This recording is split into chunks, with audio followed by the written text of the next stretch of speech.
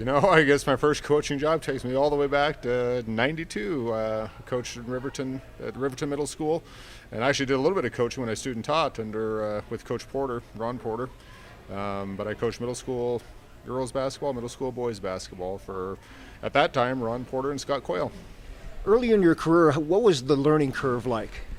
It was quick for me because I coached 2 years in Riverton, and then I got my first head coaching job up in North Dakota. So it was jump in feet first, and you kind of learned as you went as a first-time head coach at third year out of college. So it was a challenge, and you look back, and it was a fun challenge.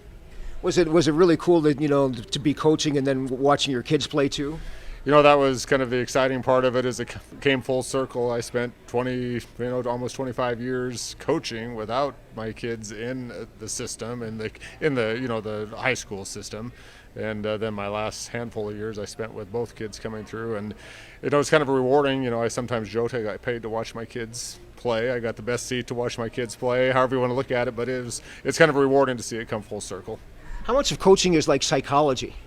A lot of it. I mean, not only just for coaches, but kids, and you could probably say parents, everybody, the whole group. It's just, a lot of it. The physical talent is, of course, important, but just the ability to withstand the tough times, which makes you better. But it's kind of hard to understand at the time.